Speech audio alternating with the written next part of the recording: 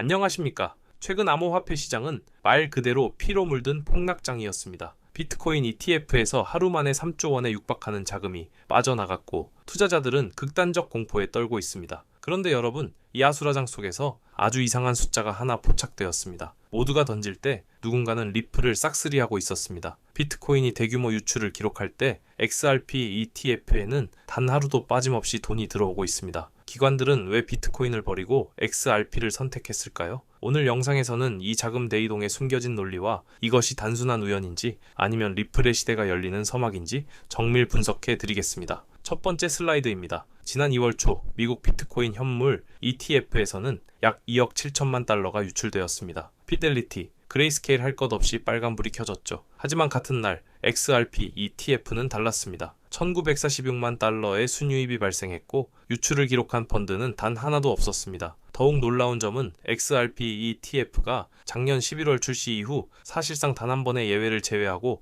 무유출 행진을 이어가고 있다는 사실입니다. 이는 기관 투자자들이 XRP에 대해서만큼은 비트코인과는 완전히 다른 계산기를 두드리고 있다는 명백한 증거입니다. 그렇다면 기관들은 왜 비트코인을 던졌을까요? 답은 매크로에 있습니다. 비트코인은 이제 나스닥 기술주와 한 몸처럼 움직입니다. 미국의 AI 자동화 도구 출시 뉴스가 소프트웨어 기업들의 미래를 위협하자 기술주가 급락했고 비트코인도 그 파도를 피하지 못했습니다. 기관 매니저들에게 비트코인은 이제 것이 경제 리스크를 그대로 흡수하는 자산입니다. 위험을 줄여야 하는 폭락장에서 비트코인을 덜어내는 것은 그들에게 가장 직관적인 선택이었을 것입니다. 하지만 비트코인을 판 돈이 시장을 아예 떠난 건 아니었습니다. 그 자금의 일부가 리플로 향했습니다. 이유는 무엇일까요? 첫째는 규제 명확성입니다. SEC 소송이 끝난 지금 XRP는 미국 시장에서 가장 법적으로 깨끗한 메이저 자산입니다. 기관 투자자가 가장 먼저 묻는 질문은 이거 사도 불법 아니야? 입니다. XRP는 이 질문에 가장 완벽한 답을 가진 알트코인입니다.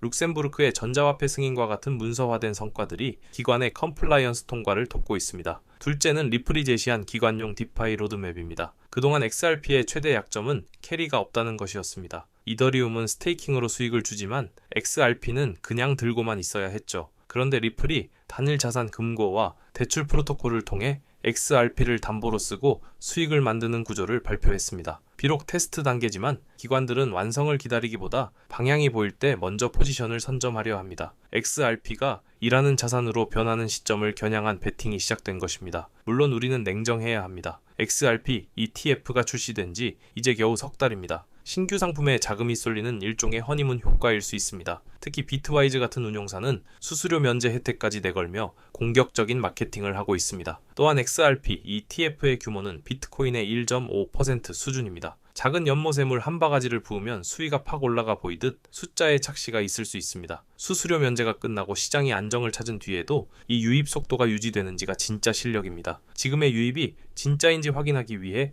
우리는 세 가지 기준을 봐야 합니다. 첫째, 앞으로 4주에서 8주간 순유입이 끊기지 않는가. 둘째, 비트코인이 반등할 때 XRP 자금이 빠져나가는가. 만약 비트코인이 오를 때 XRP에서 돈이 나간다면 지난주 유입은 그저 하락장의 임시 피난처였을 뿐입니다. 하지만 비트코인 상승과 무관하게 유입이 유지된다면 그것은 XRP 개별 스토리에 대한 확신입니다. 마지막으로 볼트의 TVL 등 실질적인 인플레이 데이터가 뒷받침되는지 추적해야 합니다. 결론입니다. 지난주 데이터는 리플에게 분명 기분 좋은 신호입니다.